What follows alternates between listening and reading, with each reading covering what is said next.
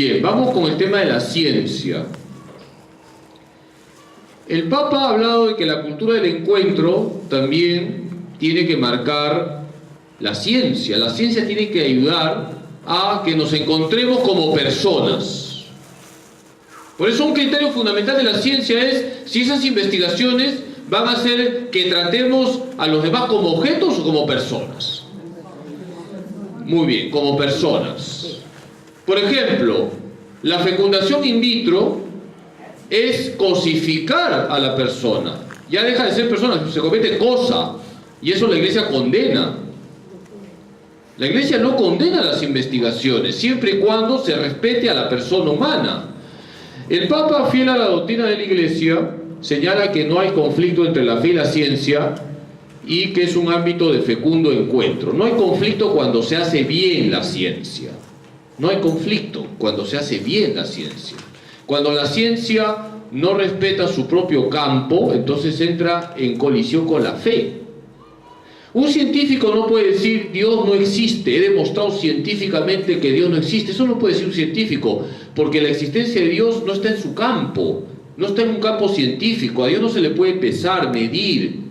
No hay una fórmula matemática para demostrar la existencia de Dios. No le corresponde a un científico decir si Dios existe. Ese no es su campo. Por tanto, si eso hace un científico, está saliendo de su ámbito. La evangelización está atenta a los avances científicos para iluminarlos con la luz de la fe y de la ley natural, en orden a procurar que respeten siempre la centralidad y el valor supremo de la persona humana en todas las fases de su existencia. Los avances científicos, fíjense, tienen que ser iluminados por la fe y la ley natural. La fe y la ley natural.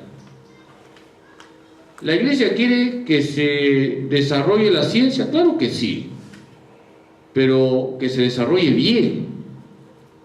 Y que ese desarrollo no lleve a poner en duda las verdades de fe.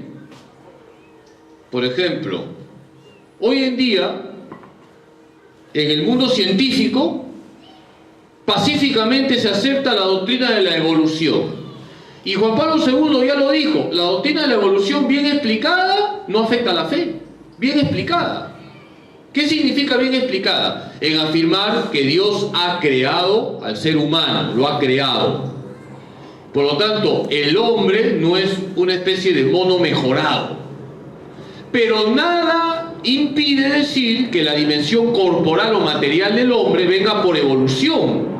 Eso ya lo dijo Juan Pablo II, lo volvió a decir Benedicto XVI y también lo dice Francisco. Si la doctrina o la teoría de la evolución se explica bien, no daña la fe.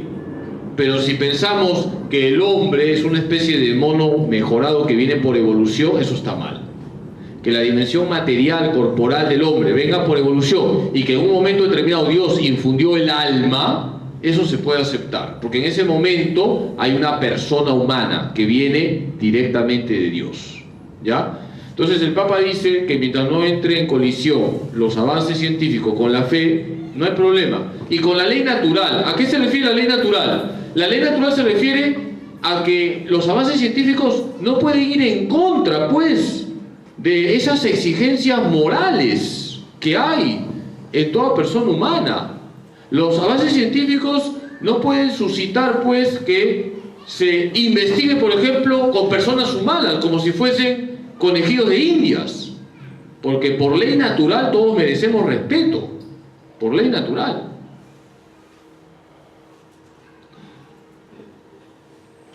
Le voy a contar una anécdota. Un niño le preguntó a su papá, papá, ¿de dónde vienen los hombres? De los monos, dijo el papá. Pero el papá era ateo. Va a su mamá, que era de misa diaria. Mamita, ¿los hombres de dónde vienen? De Adán y Eva, hijito. ¿Ah? ¿Y por qué no te ha dicho que de los monos? Es que tu papito te ha hablado de sus familiares, yo de los míos. ¿Ya? ¿Ya? Entonces, podemos admitir la teoría de la evolución siempre y cuando se reconozca que Dios es el creador de la persona humana y que infundió el alma a Dios a una materia que vino por evolución.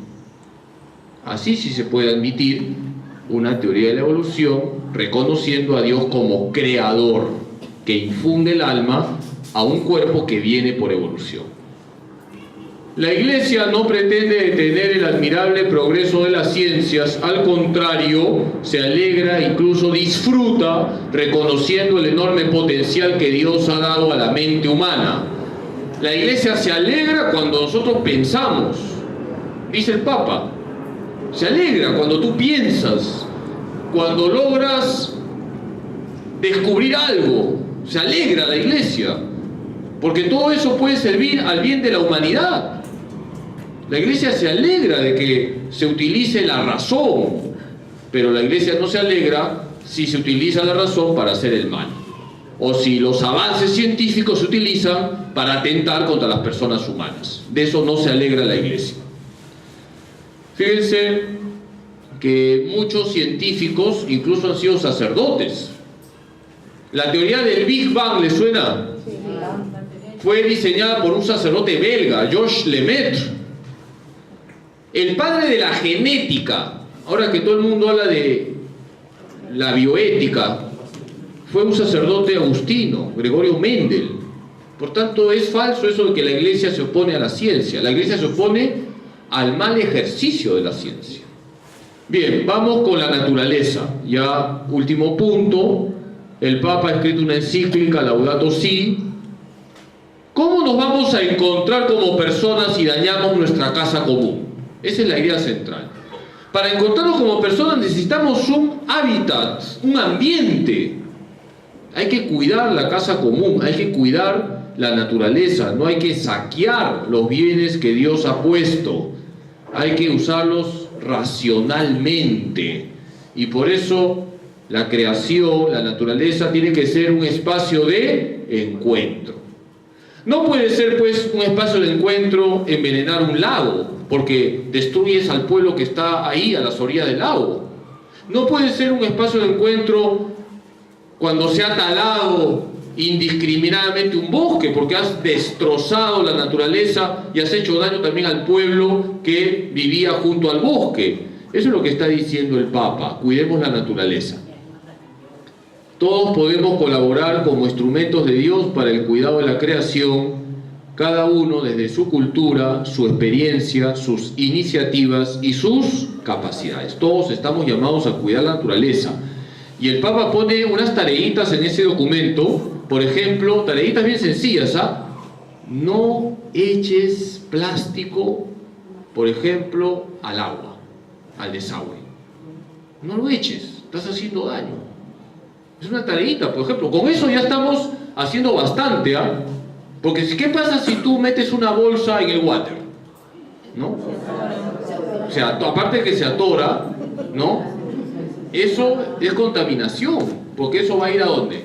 Va a ir al mar. Y después eso lo van a comer los peces, y el ceviche que te vas a comer en el mercado te va a hacer daño. ¿Ya? Bien. Síntesis. Ya para terminar y poner los videitos, el Papa es forjador de una cultura del encuentro, número 1. La misericordia hace posible esa cultura del encuentro y hace posible ver en el otro un hermano y no un rival. Y la cultura del encuentro está en todo, comenzando por el matrimonio, varón, mujer, que se ven los rostros, dialogan, la familia, que es una comunión de personas, de tal manera que siempre la relación debe ser de persona a persona. En eso consiste la cultura del encuentro, algo que el Papa constantemente nos está pidiendo. Entonces, para complementar lo que he hecho, hay un pequeño programa de 4 minutos que ha hecho Canal 7 sobre el Papa Francisco. No sé si se puede pasar. Que es como un resumen de la vida del Papa. Son 4 minutos nada más. Si se puede, ¿no? Si no...